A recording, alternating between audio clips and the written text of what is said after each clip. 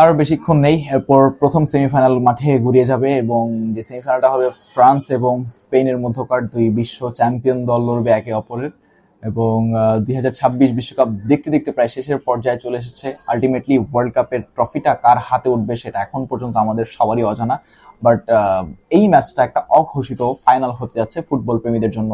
Spain France দুই দলে কিন্তু এখন পর্যন্ত তাদের বেস্ট একটা পিরিয়ডের মধ্যে দিয়ে যাচ্ছে। সো আমি আশা করবো যে এই ম্যাচে একটা হাড্ডাহাড্ডি লড়াই হোক এবং দিন শেষে কে জিতবে বা আমি চাই কে জিতুক সেটা আপনাদেরকে ভিডিও শেষে খোলাসা করবো। তবে তার আগে আমি বলে নিতে চাই, এই যে দুর্ধর্ষ ফ্রান্স, আমরা সবাই যখন ফ্রান্সের স্কোয়াডটা ঘোষণা করা হয় আমরা সবাই বলেছিলাম যে এই ফ্রান্সকে আটকানো একেবারে অসম্ভব। যদি কপালের কাছে বা নিয়তির কাছে ফ্রান্স না হারে তাহলে এই ফ্রান্সকে কেউ আটকাতে পারবে না। আপনি দেখেন ডিফেন্সে Saliba, Theo Hernandez, Lucas Hernandez, Jules Kounde এদের মতো ফুটবলাররা রয়েছেন। মিডফিল্ডে রয়েছেন মাইকেল অলিস, স্ট্রাইকিং পজিশনে রয়েছেন ডিজিরে দুয়ে, এরপর রয়েছেন কিলিয়ান এমবাপ্পে, ওসমান দেমবেলে। এই যে মানে আগুন ঝরা ডিফেন্স, আগুন ঝরা মিডফিল্ড, আগুন ঝরা স্ট্রাইকার, এদেরকে আসলে আটকাবে কে? এরা তো একের পর এক গোল করে যাচ্ছে, একের পর এক ক্যারিশমা দেখিয়ে যাচ্ছে, এদেরকে আটকাবে কে? একটা জিনিস আপনারা হয়তো ফ্রান্সের ম্যাচ দেখলে খেয়াল করতে পারবেন যে ফ্রান্স মিডফিল্ডে কখনো বল নিয়ে ধানাই পানাই করে না, বা মিডফিল্ডে বল নিয়ে কোনো কারাঞ্চি দেখায় না, কারিশমা দেখায় না। তারা যা করে তা হচ্ছে একেবারে ডিরেক্ট বক্সের সামনে, সেখান থেকে যদি সম্ভব হয় দূরপাল্লা শট বা অ্যাসিস্ট দিয়ে ডি বক্সের ভিতরে বলটাকে ফেলে সামহাও তারা গোলটা স্কোর করার ট্রাই করে। এবার আমি কথা বলবো একটু স্পেনের সলিড ডিফেন্স নিয়ে, স্ট্রংগেস্ট ডিফেন্স নিয়ে। মার্ক কুকুয়েলা রয়েছে, ডিফেন্সিভ মিডফিল্ড হিসেবে রদ্রি রয়েছেন যিনি দলের অধিনায়কের দায়িত্ব পালন করছেন। স্পেনের অন্যতম ডিফেন্ডাররা রয়েছেন। এই যে ডিফেন্ডারদের যে মুখোমুখি হতে হবে স্পেনের বা ফ্রান্সের, সেটাই তো এখন সবচেয়ে চরম প্রশ্নের, যা আদৌ কি ফ্রান্স পারবে স্পেনের এগেনস্টে?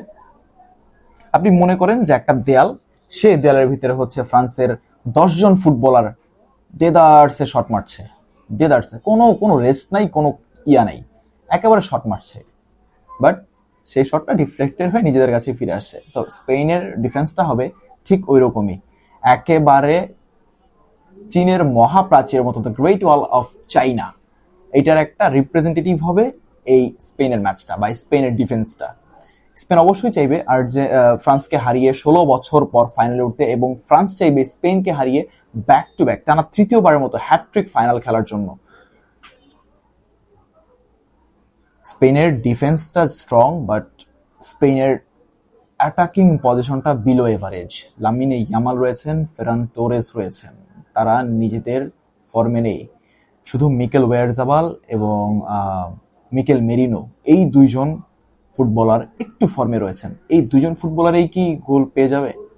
লামিনে ইয়ামালকে জ্বলে উঠতে হবে, ফেরান তোরেসের গোল মিস করা বন্ধ করতে হবে, তাহলেই স্পেনের ফ্রান্সের এগেনস্টে জয় পাওয়াটা সম্ভব। আর যেহেতু গোলরক্ষক মাইক ম্যাগনাম, আমার মনে হয় না স্পেনের অ্যাটাকিংটা যদি একটু সলিড থাকে তাহলে আমার মনে হয় না যে মাইক ম্যাগনানের এগেনস্টে গোল করতে কোনো রকম সমস্যা হবে এই স্প্যানিশ দলটার, লা রোহাদের। ফ্রান্সের অ্যাটাকিং মিডফিল্ড যেমন একেবারে সলিড, স্পেনের ডিফেন্সটাও একেবারে সলিড। সো যদি ফ্রান্সের জিততে হয় তাহলে স্পেনের ডিফেন্সটা ভাঙতে হবে, এবং যদি স্পেনের জিততে হয় তাহলে নিজেদের আক্রমণ ভাগকে আরো শক্তিশালী করতে হবে।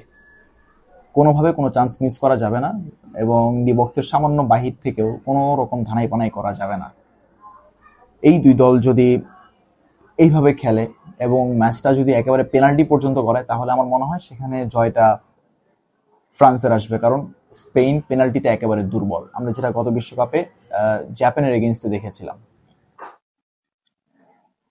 সো ভিডিওর শেষ পার্টে চলে এসেছি। এখন আমি জানিয়ে দিতে চাই যে আমি আসলে চাই যে কোন দল জিতুক। আমি চাইবো স্পেন জিতুক, কারণ ফ্রান্স যেহেতু একেবারে দুর্ধর্ষ দল, ফ্রান্স স্পেনকে হারাই দিলেই মনে করেন ফাইনালে গেলে চ্যাম্পিয়ন। আর্জেন্টিনা ফাইনালে যাবে এটা প্রেটি মাচ শিওর, বাট আর্জেন্টিনার এগেইনস্টে যদি ফ্রান্স পরে আসলে তাহলে ফ্রান্স এটা চ্যাম্পিয়ন হয়ে যাবে, এবং প্রায় 8 বছর তফাতে ফ্রান্স 2টা ওয়ার্ল্ড কাপ জিতবে, যেই 2টা ওয়ার্ল্ড কাপ জিতেছিল আর্জেন্টিনা 78 এবং 86-তে। তো তেমনই 18 এবং 26 হতে যাচ্ছে ফ্রান্সের, যদি ফ্রান্স এই ম্যাচটা জিতে যায়। সো আমি চাই স্পেন জিতুক, আর্জেন্টিনার এবং স্পেনের একটা খেলা হোক, লামিন ইয়ামাল এবং লিওনেল মেসির একটা যুদ্ধ হোক, দেখা যাক কে জিতে। এবং আপনারা কমেন্ট করুন প্রেডিকশনটা কি হতে পারে, ফ্রান্স কয় গোল দিবে, স্পেন কয় গোল দিবে। এবং আলটিমেটলি ম্যাচটা কে জিতবে, পেনাল্টিতে জিতবে নাকি মূল ম্যাচে জিতে যাবে নাকি এক্সট্রা টাইমেই খেলাটা শেষ হবে। Thanks for watching.